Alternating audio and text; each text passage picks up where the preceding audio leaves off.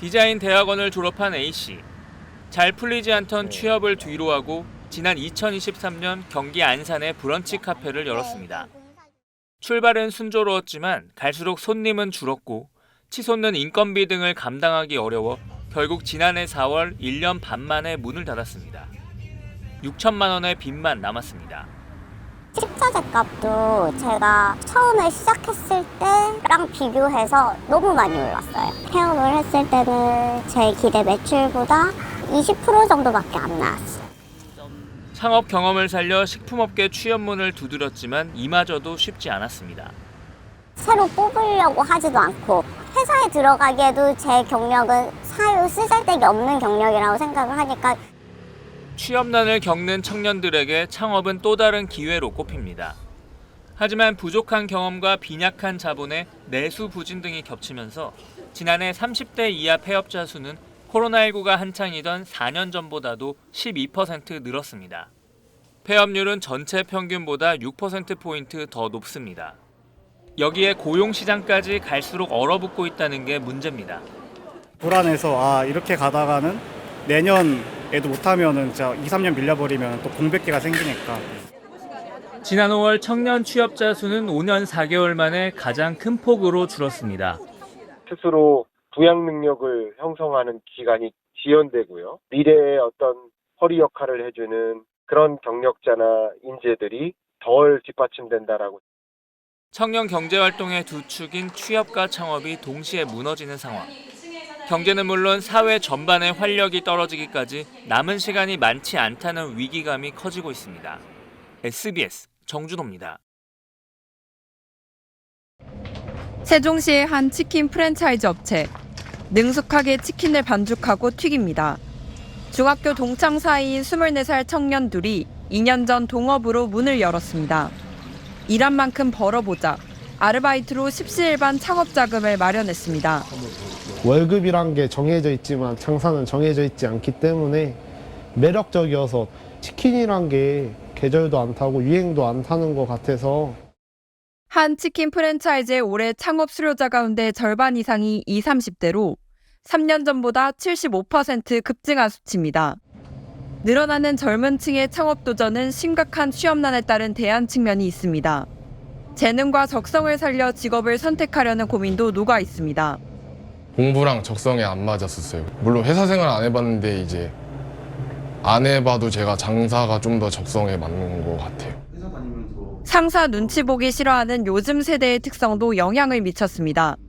윗사람들이 없는 게 장점이고요. 손님들한테만 잘하면은 다른 사람들이 별로 뭐라 하진 않으니까.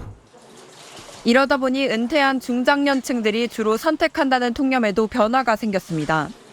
노는 사람이 많다 이런 얘기를 많이 들어서 그래도 이제 자기가 열심히 일을 하려고 하니까 믿고 맡긴 것 같아요. 20, 30대 창업자들은 배달의 마케팅을 활용하는 데 능하고 영업수완이 좋아 실적도 좋은 편입니다. 하지만 준비가 미흡한 경우 폐업률 역시 높게 나타나고 있어 철저한 사전 준비가 필수입니다. SBS 박예린입니다.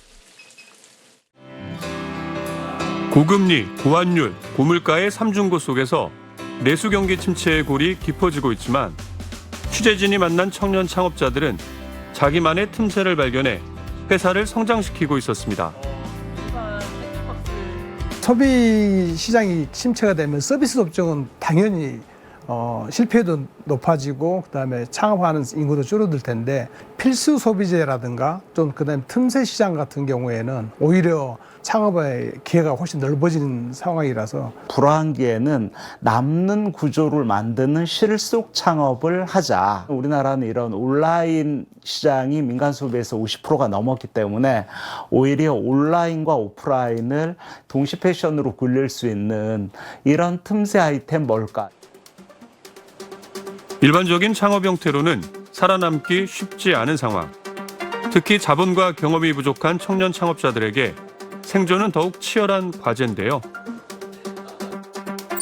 실제 청년 창업자들이 3년, 5년 이상 버티며 생존한 확률은 다른 연령대와 비교해 더 낮은 것으로 나타났습니다.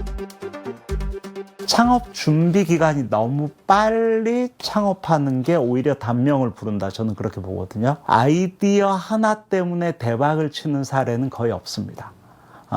오히려 아이디어는 아이디어일 뿐이죠. 3년 후, 5년 후, 10년 후의 미래가치까지 이 아이디어가 계속 지속 가능할까? 여기에 대한 철저한 그 아이디어에 대한 투자 대비 수익성, 즉 타당성 검증이 있어야만 그 아이디어가 저는 빛을 발할 수 있다라고 보여집니다. 정부가 일자리 부족을 해결하기 위해 청년 창업을 적극 독려하고 있지만 창업 지원이 해당 기관의 성과 내기 목적으로 초창기 지원에만 집중돼 있는 것도 아쉬운 점으로 지목됩니다. 청년들에 대한 그 자금 지원도 중요하지만 창업 준비성, 저는 그게 굉장히 필요하다 봅니다. 혁신 창업 같은 경우에는 아이디어만 좋으면 정부로부터 평가를 잘 받아서 정부의 보조금 또는 또 기술 개발 자금을 받아서 창업을 하다 보니까 아무래도 좀 절박함이나 이게 좀 떨어지죠. 만약에 실패했다 하더라도 이게 정부로부터 보조금을 받았기 때문에 책임을 묻지 않습니다.